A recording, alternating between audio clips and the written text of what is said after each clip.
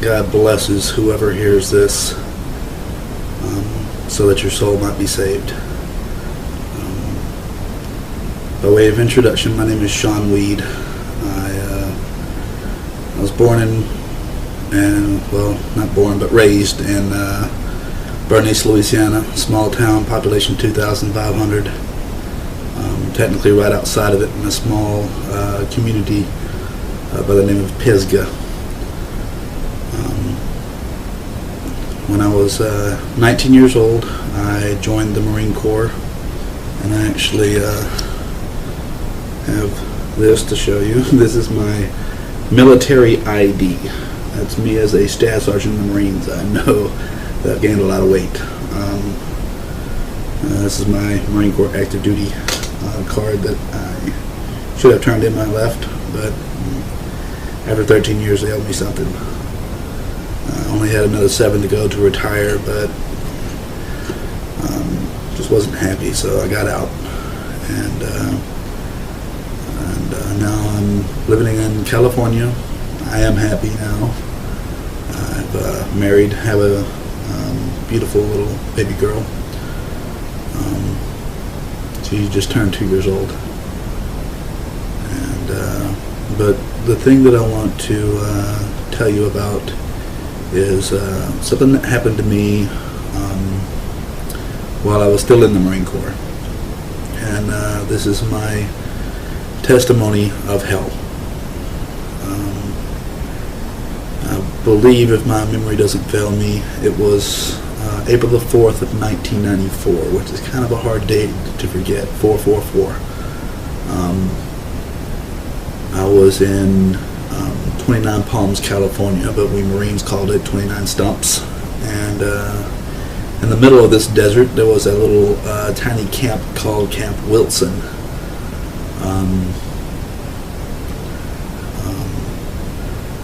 I was in the middle of a training cycle because I was with artillery, and every time we go from Camp Lejeune, North Carolina to 29 Palms, California to do training, we stay there for 2 months.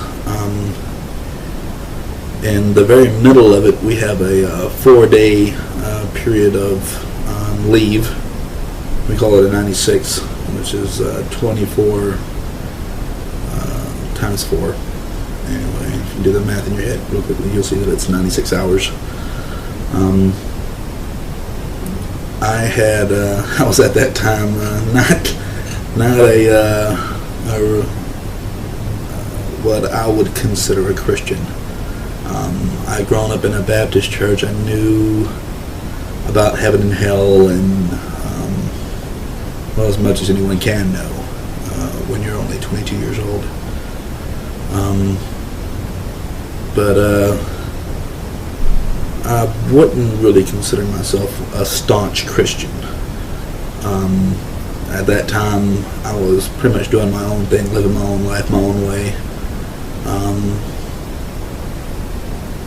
Was not married, but still sleeping around, drinking alcohol, smoking cigarettes, just basically living the life of a hellion. and during this 4-day period that we're waiting for one set of ground pounders, or grunts as we call them, to go home, and the other ones to come to California for training, because they only train for 3 weeks when they go to California. So one company leaves, the other one comes back, and it's a 4-day transition. During that 4-day transition, we as artillery are given an alternative between 3 choices. 1, stay at the camp because you're completely broke. 2, go to Disneyland or Disney World, whichever it is in California. And 3, to go to a Vegas package, obviously, which is drinking, gambling, so on and so forth. I myself had drank like a fish pretty much every night, so I was broke, along with 2 other devil dogs, as we like to call ourselves. One by the name of Jason Laycock. At that time, he was a corporal in S2 Intelligence, and the other one was Toby Page, who was also a corporal in S1 Administration. I myself was S3, which is Fire Directional Control. And at that time, I was a Lance Corporal, so I was one rank beneath them. So Lance Corporal Shawn Weed, or Lance Corporal Weed, because we only pretty much went with our last names anyway. I know, strange name. Anyway, we were sitting around in 110 degree sweltering weather because it was just really nothing else to do at camp other than sit around and talk. So we were all three sitting around. Corporal Laycock broke out his pictures, and we were all sitting around looking at him, and he took some extraordinary pictures because he had the opportunity to go right up to the edge of the impact area. And even we both had an argument about him going into the buffer zone, but they have like an 800-meter buffer zone around the impact area, and he drove right up through that. No one's supposed to pass that buffer zone, but he drove right into it and got right up on the edge of the impact area and took some amazing photos. He was one of those guys that was intelligent, but at the same time was always willing to push the barriers of stupidity, which he did. But needless to say, the photos that he took were absolutely stunning. After we got through viewing his photos, he broke out his camera and realized he only had 3 photos left to take before it was the end of the film. So he had us get up. He took a picture of his green folding cot, which had everything he owned underneath it. Alice pack, sea bag, boots, you name it, it was all underneath there. And then we took a buddy picture where we were like leaning on each other, like, best of friends. And then for his last picture, he looks at it and goes, "Oh, I only have one left." And then he looks over and he sees this noose dangling from the ceiling. The noose was made of hay rope, which had tiny little sprigs sticking out from it. And the noose was hanging from a rafter that was inside the A-frame, was only about 6 foot 8 inches from the ground, and the noose actually hung all the way down till it was about 1.5 feet off the ground. So it wasn't like anybody was worried about hanging themselves. You'd have to lay down on the ground to hang yourself with this thing, literally. And of course, it was made of hay rope, so it wasn't like wax rope, which slides really easily to close the noose. So I mean, you could literally step your foot in the noose without having to lift your knee above a 90-degree angle and stand up on it. Grab the rope and literally stand up inside the noose, and it wouldn't tighten down around your foot. At least not before your foot touched the ground anyway. So you can put your full body weight on it. So I mean, Marines, when they get bored, they do all kinds of stupid things with rope. Like this one guy made a muzzle for a horse. Another guy took it and made daisy chains out of it, and another guy just took it and made a 13-knot noose. He was absolutely bored, had nothing to do. And nobody really cared. We always just went around it. It wasn't like it was a big deal or anything. But anyway, for the last picture, he looks over at the noose and he goes, "I got an idea." And usually when an intelligence guy says that, it usually ends up being the equivalent of, a redneck saying, "Hey, y'all, watch this." So it usually turns out bad for everyone, which it did. Anyway, he, since I was the lowest man on the totem pole, he says, "Hey, Weed, why don't you," and of course, on top of that, I was a little bit crazy. He said, "Hey, Weed, why don't you go over there and stick your head inside that noose and act like you're dead, and I'll take the last picture." I'm like, okay. Thinking to myself, not a bad idea. And I went over there, started had the noose, and of course I had to kneel down. So I squatted down, towards the ground, so I'd have a little bit of tension on the rope, so it looked like I was actually hanging, and he was just going to take a picture from my waist up. Anyway, he went to take the picture and the batteries had died, so the camera obviously just shut down. So he went back over there and was replacing the batteries. While he was doing that, Corporal Page walked up and began whispering in his ear, and that should have automatically given it away, and it kind of did. I was kind of suspicious from that point, but it was those suspicions were kind of like thrown out when Corporal Laycock looks at him, and goes, "No, that's not the way it works. If I buy, you fly." And he took out his wallet, took out a $10 bill, and gave it to Corporal Page, and Corporal Page went running out the back door.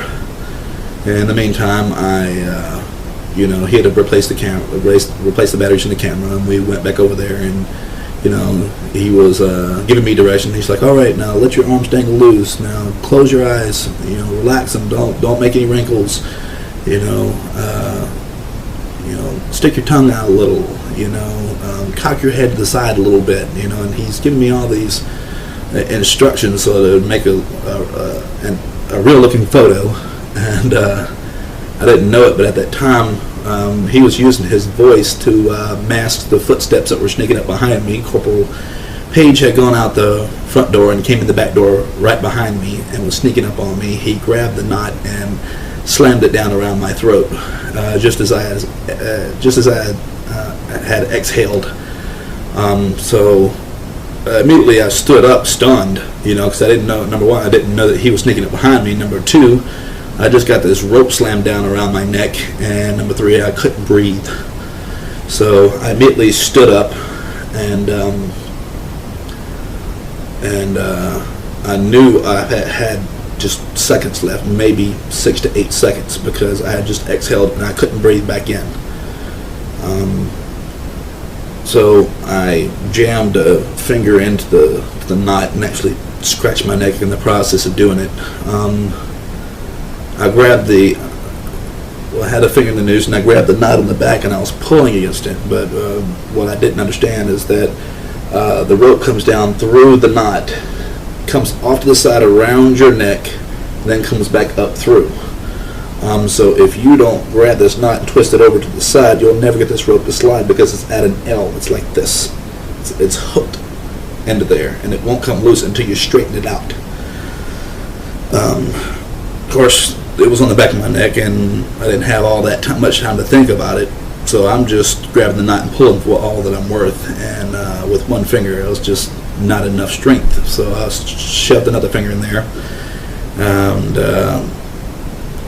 and grabbed the knot. And I knew I only had seconds left. And I said to myself, I have one shot, one chance to get this right. Otherwise, I'm a dead man. So I shoved the second finger in there, and I grabbed the knot, and I closed my eyes, and I clenched my teeth, and I pulled for everything that I was worth. And I felt something give way, and I fell forward, and I was out, and I was glad to be out. And the guys, they just looked at me, and they go, like this, and I gave them a few choice words, which I will not repeat. Anyway, they just turned around and went over and sat down on their cots, and I went over and sat down with them. I sat down right beside Corporal Jason Laycock, and Corporal Toby Page was sitting right across from him. Corporal Page reached underneath his cot and pulled out a brown paper bag.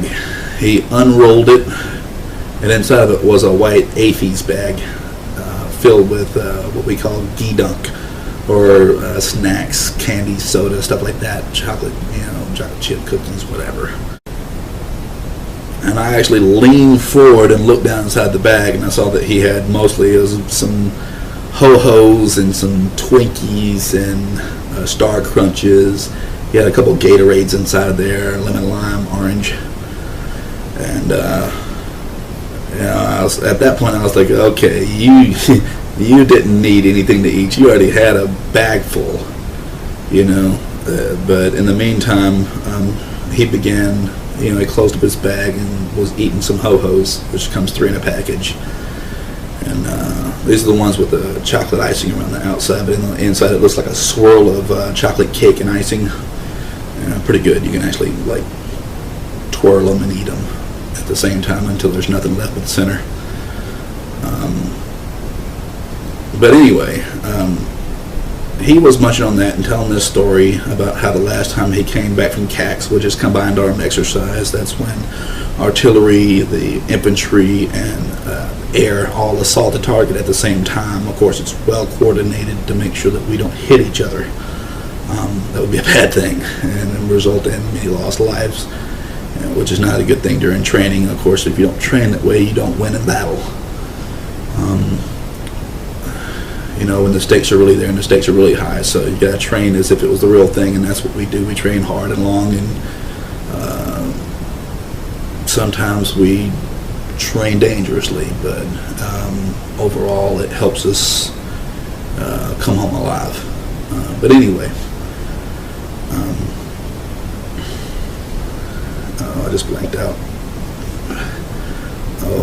Anyway, he was telling this story about how he had come back from Combined Arms Exercise, and how he was wearing this tuxedo, how he went to Club 108 and slid across the dance floor, knelt down and gave his girlfriend a dozen roses. It was while wearing these bear shoes that had little like claws on them, kind of like you wear when you're about to, lounge around your house in your pajamas.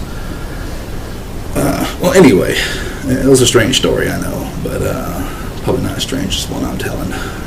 But anyway, he took about 5 minutes to tell this story, and I'd heard it once already, so I was just sitting there listening, sitting next to Corporal Jason Laycock. And Jason Laycock was just pestering, just bugging him to death for one of those ho-hos. Every like 15 seconds he'd be like, yeah, can I get one? Oh yeah, that's neat. How about now? And he's just, pestering him, and I'm just looking at the two. And 3 times while he was telling this story, he leaned over and he would look me right in the face as he was wrapping up the third one and wrapping up his story. And finally, he gave over half of a ho-ho to Jason Laycock. He leans over and he looks at me right in the face, and he's only 4 feet away from me. He leans over and he looks me right in the face. He goes, "I don't think he's playing." Of course, we're the only 3 in the room, so I'm just like, what's he talking about? So Jason Laycock and I turn and look back, and sure enough, there's my body hanging from the noose. Needless to say, I was completely shocked. I don't have that great of eyesight. I need glasses, and at that time it was no different. But I could still tell from the outline that it was me. So I immediately, just shocked, I just stood up. And I turned and faced my body, which was hanging from that noose roughly about 30 feet away. And I walked out, and I walked over closer till I was about, maybe 15 feet away, so I could get a better look, and sure enough, it was definitely me. And I'm standing there, and I'm thinking to myself, how can I be there and here at the same time? I look down, and sure enough, I'm wearing the same green t-shirt, the same brown weld belt, the same camouflage pants, the same black boots. I even pulled my dog tags out, and I was still wearing them. But it was when I pulled my dog tags out that I dropped them, and I looked at my hand, and I realized that if I stared at my hand, I could see through my hand and see the sand on the ground. And that's when I realized I was dead. And I had been dead and sitting next to my friends for 5 minutes, and then I realized they didn't even know I was there. They couldn't see me. That's when Jason Laycock came up, and he knelt down beside me, and he took a photograph of my body hanging from that noose, and I was standing there right beside him, and of course he had no clue that I was standing beside him. But anyway, he goes, "Now that's a good picture," and snaps the last photo. The film began to rewind, and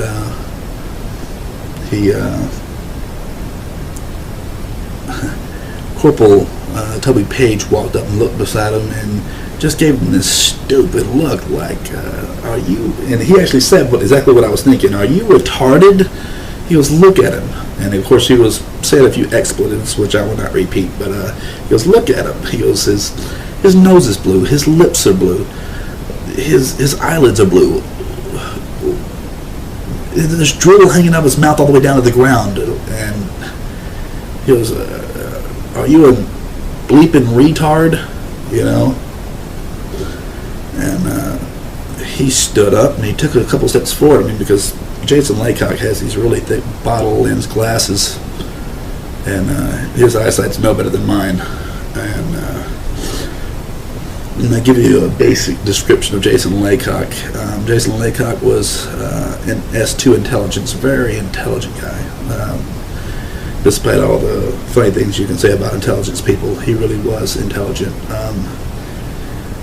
Kind of nerdish, a little bit underweight, probably about 110 pounds, 5'10", maybe 5'9", and but not a bad looking guy. I mean, if he had packed on a few more pounds, maybe 30, 40 pounds, he would, I'd put him in the handsome category, but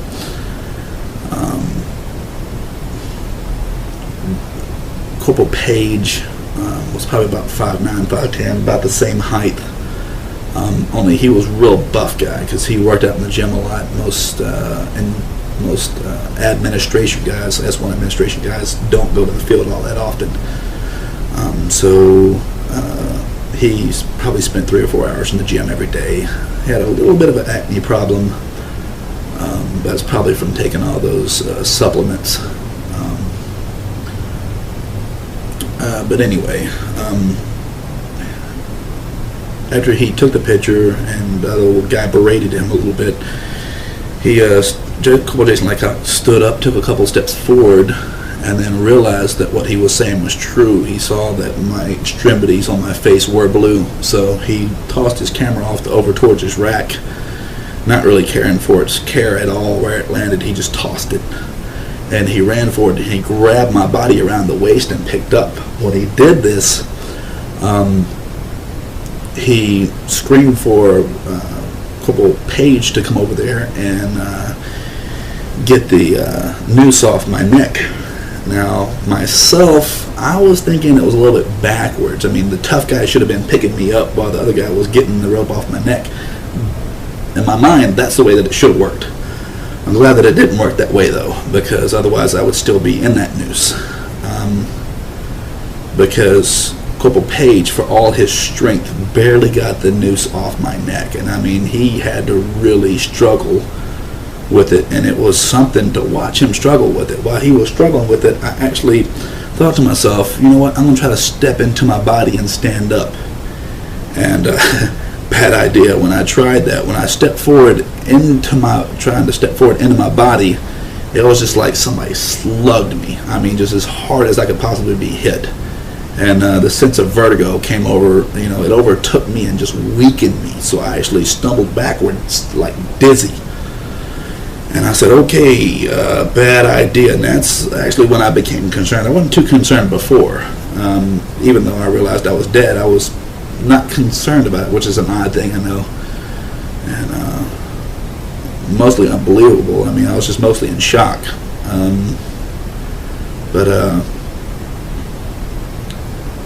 Anyway, they managed, for all his strength, it took him 2 or 3 tries to get the rope off my neck, and he was just exhausted afterwards. I mean, his arms were completely burned out.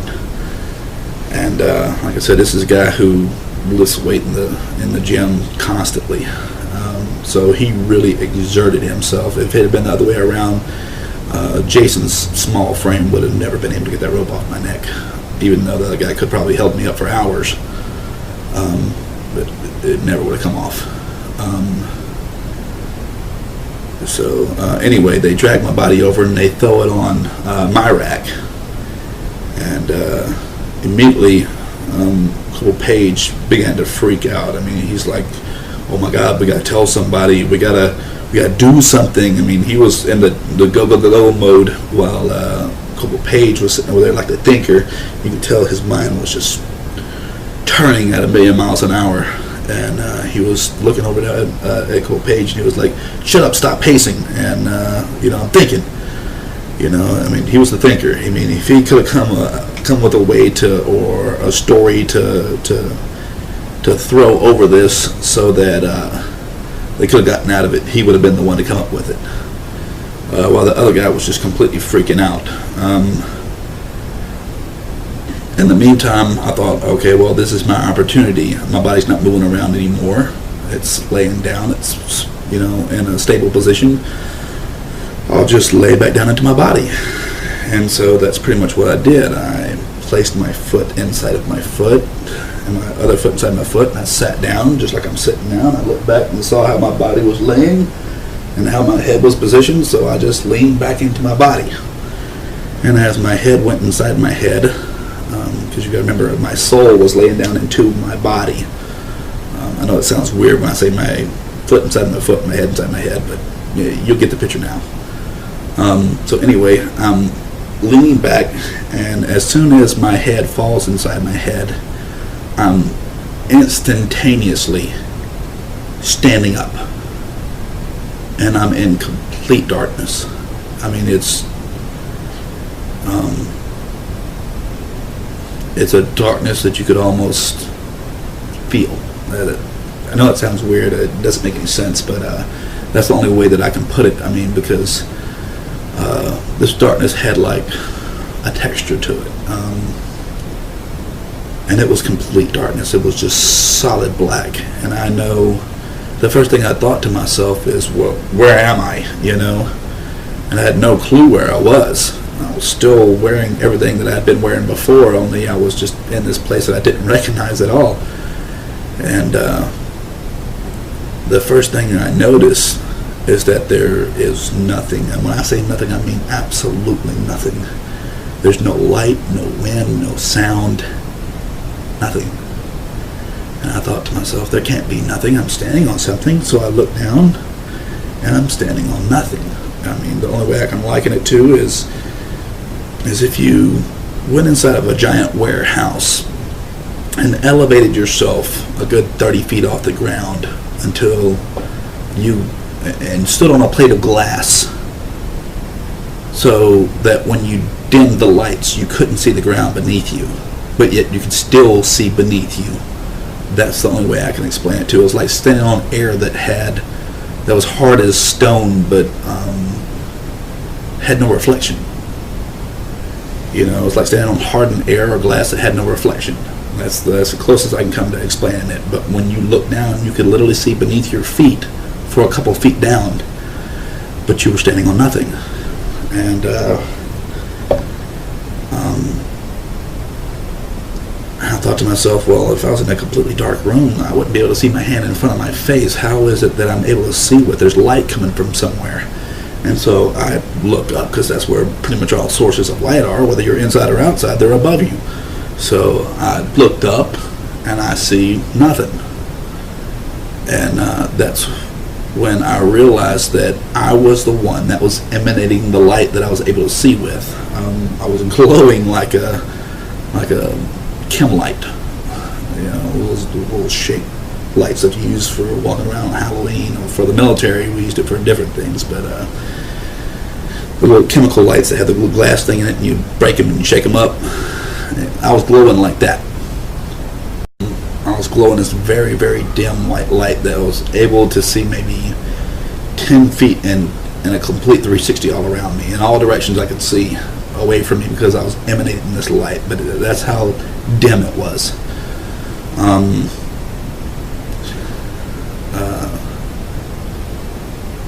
And I thought to myself, okay, well, I don't understand how I'm emanating this light. It doesn't make any sense to me, but what I do know is one thing. I'm standing on some kind of ground. And I thought to myself, if there's a ground, maybe there's a ceiling. So I went to reach my hand up, and as I reached my hand up,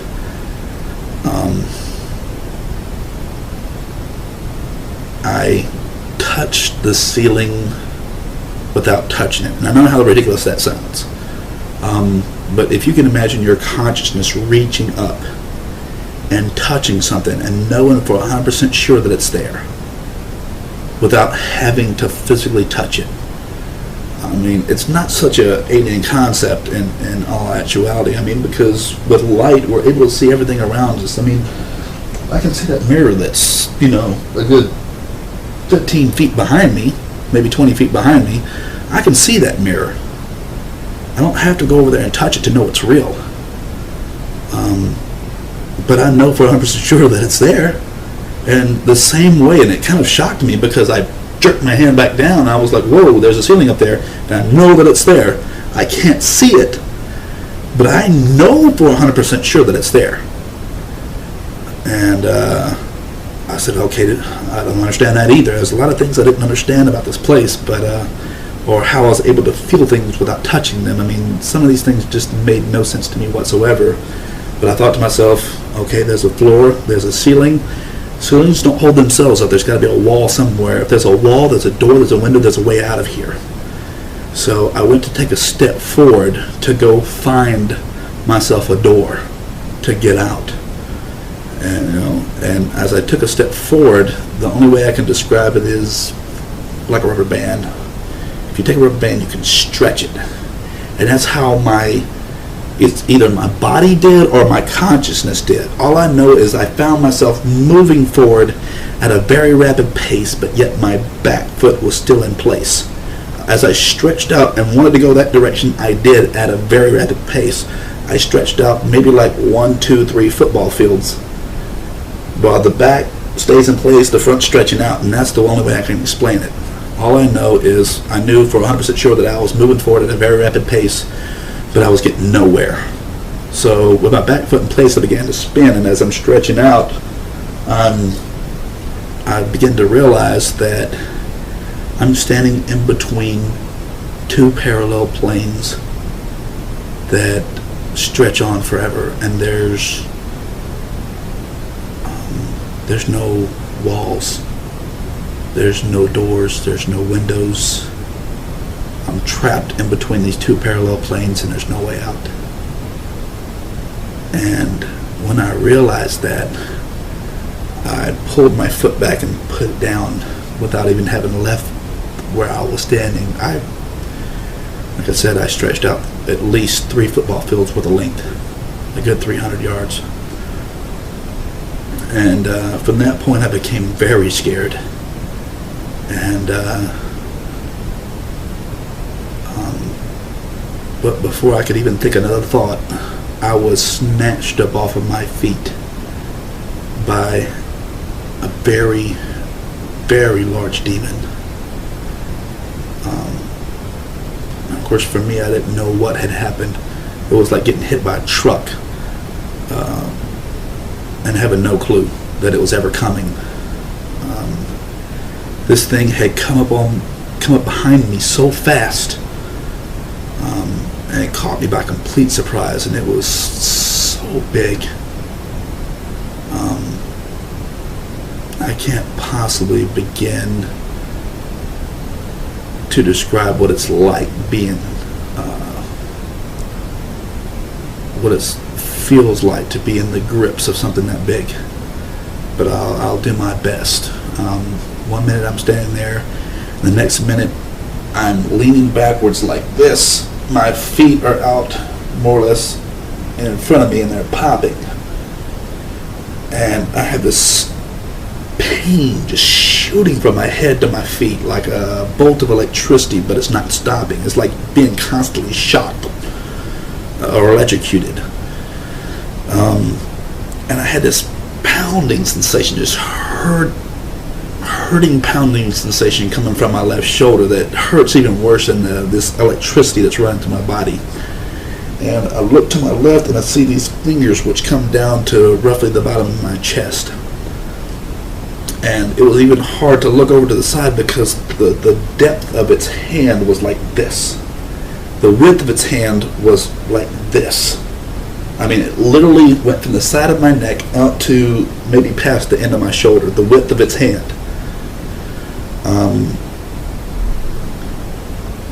The color of its skin was black and red. Now, I don't know if it was red with black shadows moving across it, or if it was red with a black oily substance like a cloud moving beneath the skin, so that it makes it have a perception of moving while it's standing still. You know, kind of like the sky stands still and the clouds move across it. Kind of like that. I'm watching these giant red fingers with blackness moving through it. Now, like I said, I don't know if it was shadows or if it was a substance beneath the skin. All I know is the fingers were very big. Each one was about this big around and roughly about this long. And this thing was crushing my left shoulder. Now, one thing I do understand in retrospect is that pain when you have no body. When you have a body, I can break a finger and it only hurts here where the break is. It doesn't hurt at my feet. But when you're in your soul's body, when your soul experiences pain, you experience it everywhere because there's no pain receptors to stop your brain from saying, oh, it hurts here. No, it hurts everywhere. Anywhere you experience pain, it runs through your body like electricity. You feel it from the very top of your hairs to the bottom of the soles of your feet. If I hit you in the leg, you would feel it in your ear. For as weird as that sounds, you would feel it everywhere. Because, like I said, there's no specific pain receptors. You just feel pain as if it were a bolt of electricity through your entire body. The only thing that lets you know exactly where you received that pain from would be that pounding sensation, kind of like a heartbeat, that throbbing sensation when you got an infection. That's the only thing that lets you know exactly where you've been hit. You feel it everywhere, though. And this thing had a hold of me, and I'm looking down at these fingers, and I'm just thinking to myself, what is this that has a hold of me? And as I'm thinking this, I understand now, also in retrospect, that anything that you think in this place can be heard as if you had spoken it out loud. And this thing had me like this and was just smiling at me. It had looked back and it was smiling at me, waiting for me to look at it. And when I looked over my shoulder and up at it, it was already staring at me. And I understand now that it had heard what I was thinking and just wanted to give me a nice little shock, you know, on top of the pain that I was already experiencing. Just because of the grotesqueness of its face. I mean, this thing was grotesque. And it was huge. Overall, the thing, and I know this sounds already more crazy than everything that I've already said, but this thing is 13 feet tall, and it's not like I sat there and said, okay, stand still, let me grab a step ladder and measure you. Where's my tape measure? You know, no. Anything that you want to know in this place, all you have to do is ask it. Ask it in your mind or ask it out loud, and the answer will be given to you. It doesn't matter.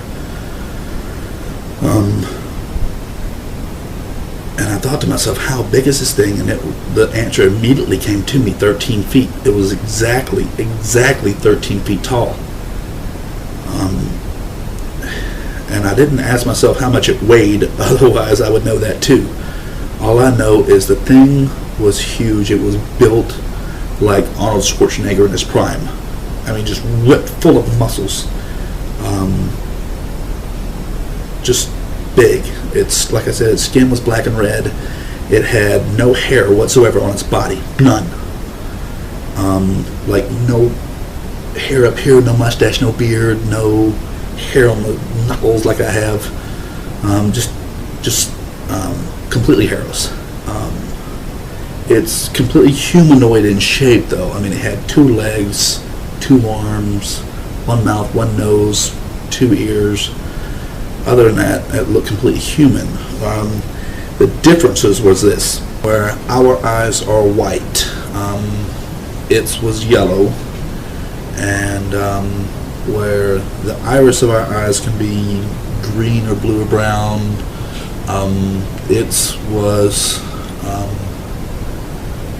gold and diamond shaped like a snake's, and It had a really flat nose. I mean, just looked like somebody was literally pushing its nose against its face, and its nose was easily as wide as its mouth. So really flat, really wide nose, and gleaming white teeth. I mean, perfectly shaped, just like a human's. A little bit better than mine. And it had, the only thing that looked really strange about its teeth was it had, where we have our canines, it had two tusks coming up out of its mouth like a boar, like a wild pig. It was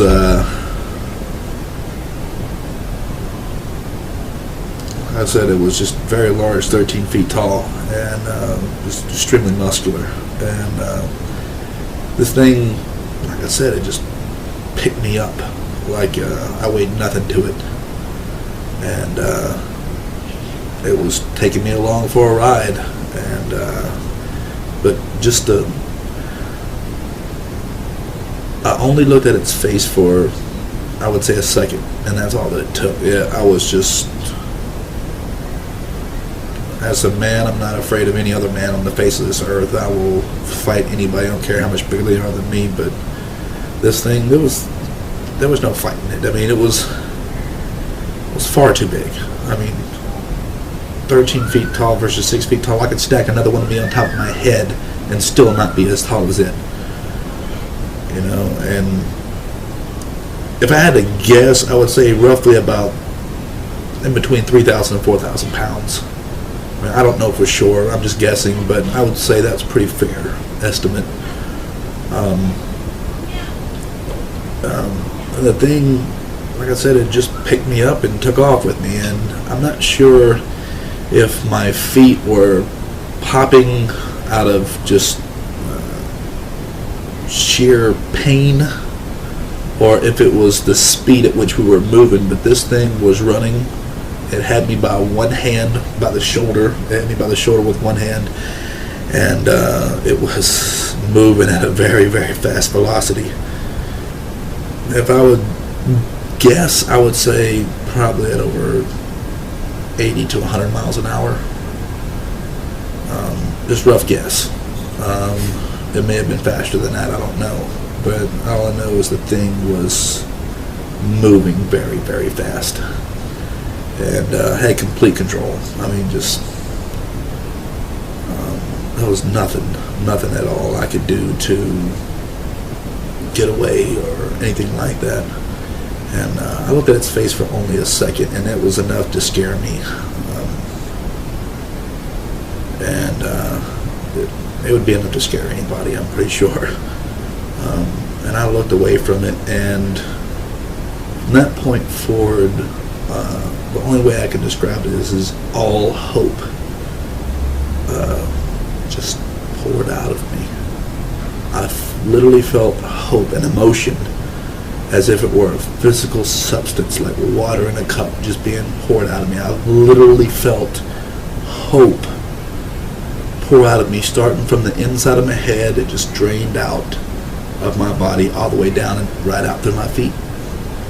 And once hope left me, it was like I became numb. My feet were still popping, but I couldn't feel any pain. It was just like I was just drained completely of all strength. Any energy that I had was just gone. It was of all strength. Any energy that I had was just gone. It was I don't know if this is in the Bible or not, but I think that the strength of hope is in God. You know, and without God, without any hope, you don't really have a reason to live. You don't have a reason to fight. You don't have any strength whatsoever. So without hope, you don't have strength. And I know that's kind of grasping at straws in a way, but for me it makes sense. And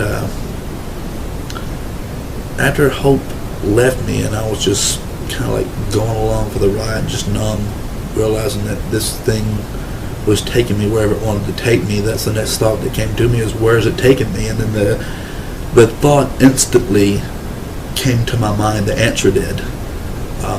And the answer was, it's taking you to hell. Now, when I grew up in a Baptist church, I was taught hell was fire and brimstone. That's an empty void of an area. But that's also in the Bible too. We just don't pay much attention. And they shall be cast out into outer darkness, where there shall be weeping and gnashing of teeth. The outer darkness that they're speaking of is where I landed. For those who are evangelical and believe that hell was literally split in half at one time before Jesus died on the cross, into one part that was called Abraham's bosom, and to another part that was the portion of fire where people were still tortured, as Jesus talked about it in one of his parables. I think this was one of those things that was not really a parable. I think it was a true story of Lazarus and the rich man, where the one was being consoled in Abraham's bosom, and the other, and only separated by a short distance by an impassable chasm.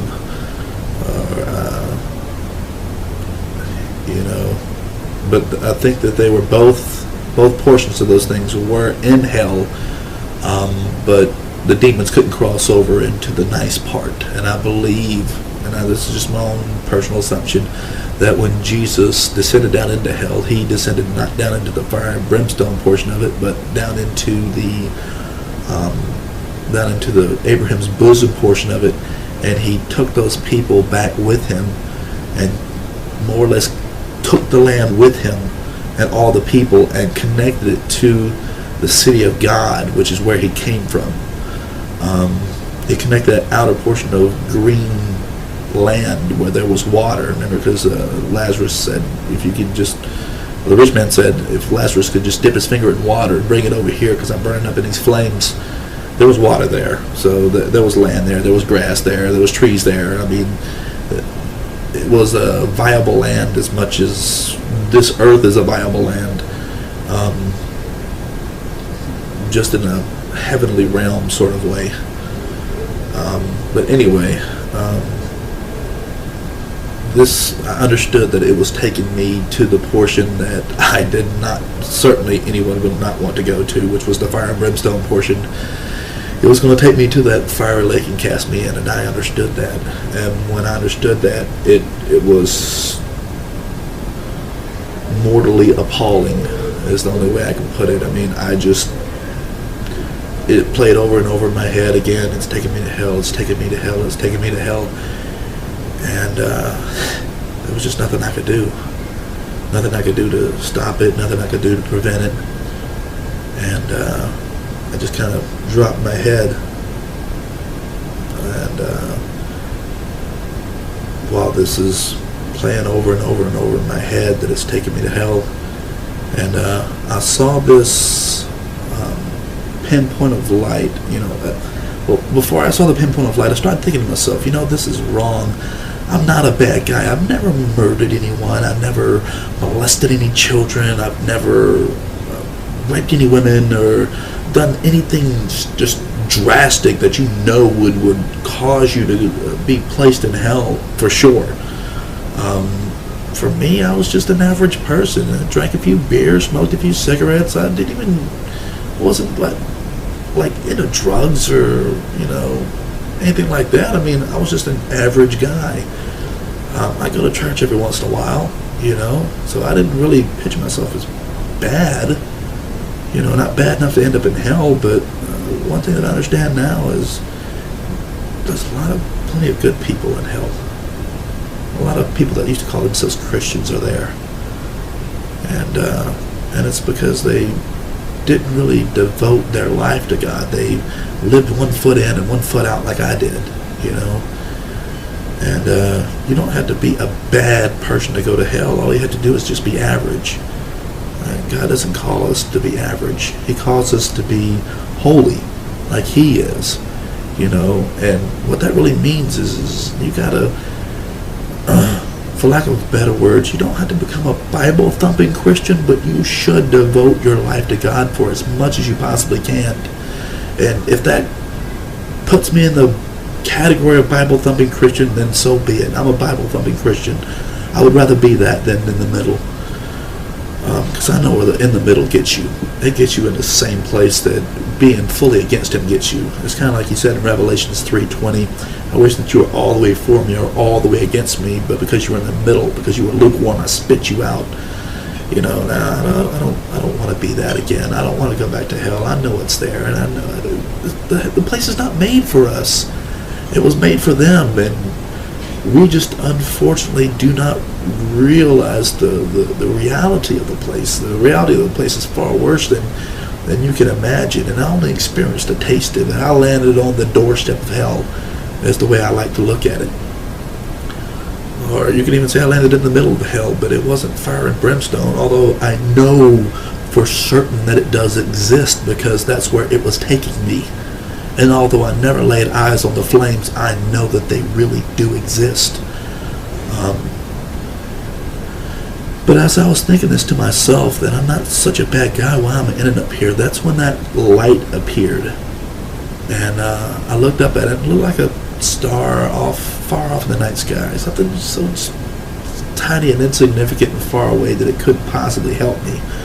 And then I saw it moved off to the left a little bit, and I picked my eyes up, my head up, and I looked at it, and I thought to myself, did we just change direction, or did it move?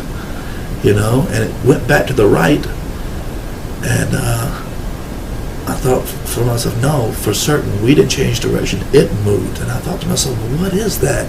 And as I thought that, and began to focus in on it, it just came rushing at me like the only way I can describe it is the speed of this thing was like a bolt of lightning.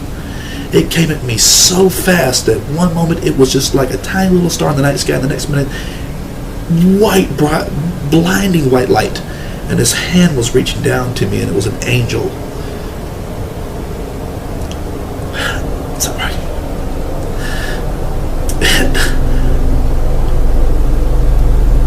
And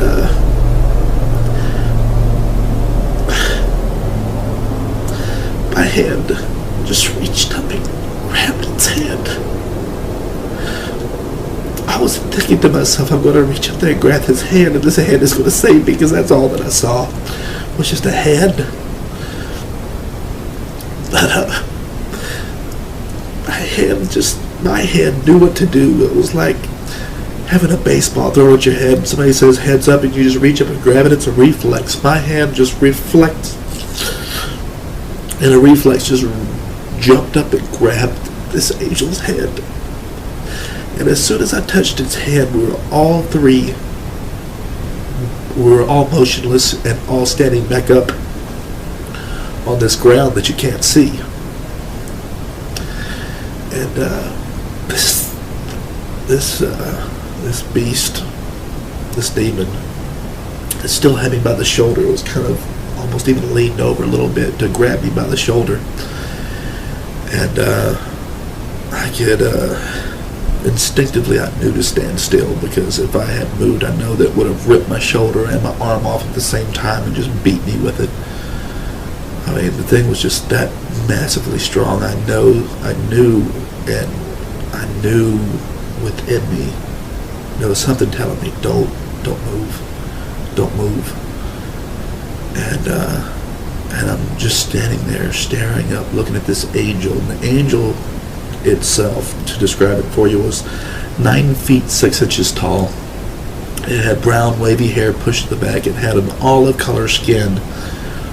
It wasn't really white, it wasn't really black, it was somewhere in between, but the light that was emanating from within it was so bright white that it almost practically overshadowed the color of its skin. You couldn't even really, you had to stare to see the color of its skin. And I keep saying it because it's an it. It's not really a he or a she. Although the body is shaped like a he. Okay, it's shaped like a male. When you look at its face, the face is like the most handsome man that you've ever seen, blended in perfectly with the most beautiful woman that you've ever seen. I mean, when you look at this angel, you think to yourself, wow, he is beautiful. And I know that's some odd words to say. In the English vernacular, The male is known as handsome and the female is known as beautiful, but this angel was absolutely beautiful. There's no other words for it. And its eyes were blue, and when I mean blue, I mean perfect blue, like someone took a portion of the sky and put it in its eyes, or dipped a cup out of the ocean and poured it into its eye. There was no flaw in it, no flaw. Perfectly beautiful in all ways. Other than its face looking like the cross between a man and a woman, and I don't mean like, oh, is it Pat? No. I mean just beautiful. It was completely shaped like a man. You could see it underneath its white robe. It had chest and it had strong arms. It had an Adam's apple. I mean, it was every bit shaped like a man, and a strong one. I mean, just strong, but not like overly ridiculous like this. It wasn't bodybuilder. It was more like fitness trainer strong. It wasn't like bodybuilder strong, where it just had muscles popping out of everywhere it shouldn't have been, like this demon. But you could tell it was, this angel was there to fight. And he had on a white robe. It was cut down in a V in the front, with gold lace. I guess, I don't even know what to call it, like embroidered gold around the edges of its collar, and not lace, but embroidered gold. And the sleeves came just below the elbows, and this robe was kind of like a white Roman tunic robe. I guess that would be the best way of putting it. And it came just below its knees, so its knees and its elbows were covered.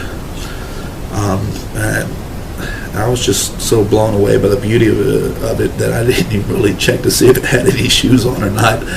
I don't really remember. All I know is it was big. Not as quite as big as the demon, but big enough.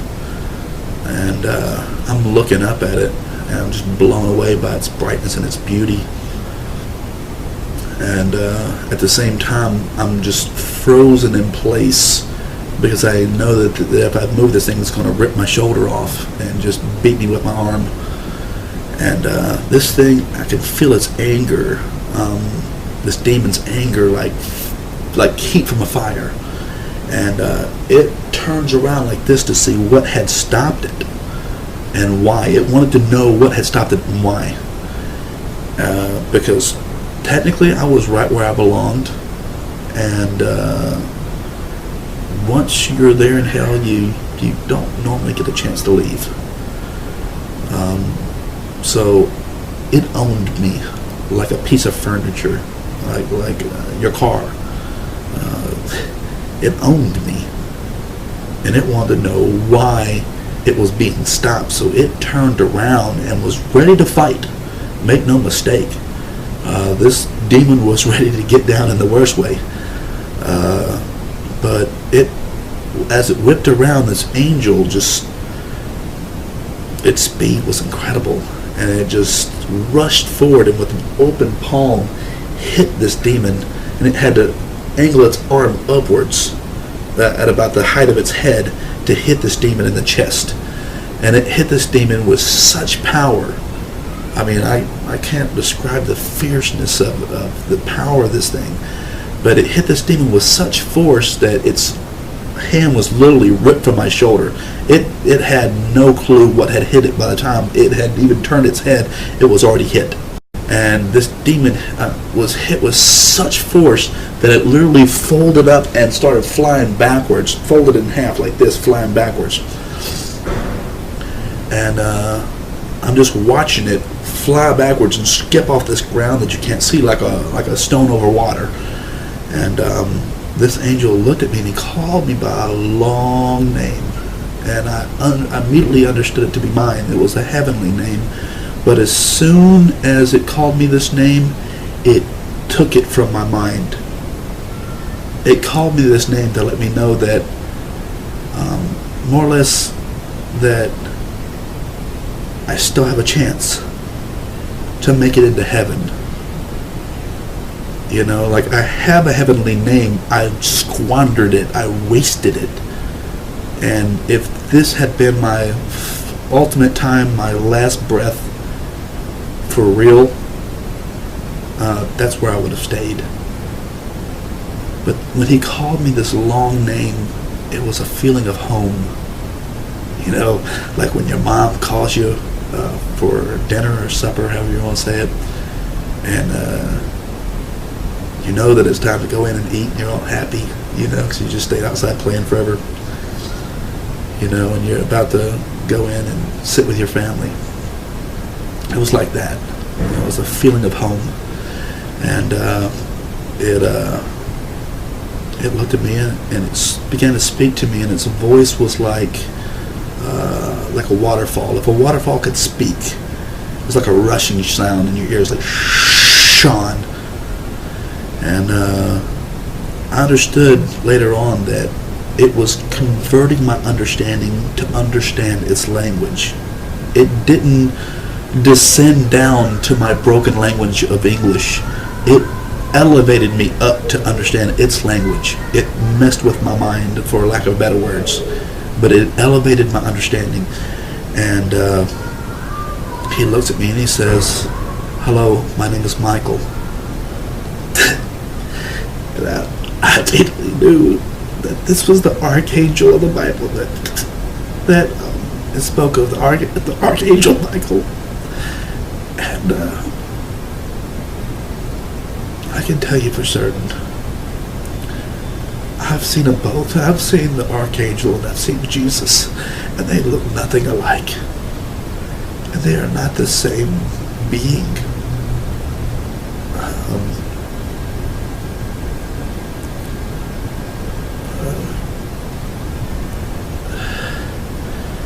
But anyway, he said, he began to speak to me, but I got distracted by this demon that had gotten back up and was coming back after me. It was coming back to get me. And it was coming back to fight this angel for my soul. And so I turned back because I knew that it was coming. I'm sorry. So it was, this angel was still talking to me, so I wasn't really listening to it. I was too focused in on this thing, and it was getting bigger. It was running back after me, and it was getting faster, and it was getting bigger, so it was coming back after me, you know, from this great distance that this angel hit it. And so I looked back at him like, whatever you got to say, please just hurry up and say it, and if you're going to get me out of here, please get me out of here. You know, and this is what I was literally thinking. You know, and he just looked at me and he gave me a saddened look, and he looked at me and he just goes, "Your time has not yet come. It's time for you to go." And he points his finger, and when I stepped in that direction, my soul immediately went back to my body. Just as fast as I had appeared in this place, I left this place, and I was back in my body, laying on that cot where I knew I should have, my eyes opened. And it took me a good 20 minutes to get to walking again, simply because my entire body had fallen asleep. And I'm almost certain that after having been dead for 8 minutes, that there must have been angels there jump starting everything in my body again, because there would have been no blood flowing anywhere.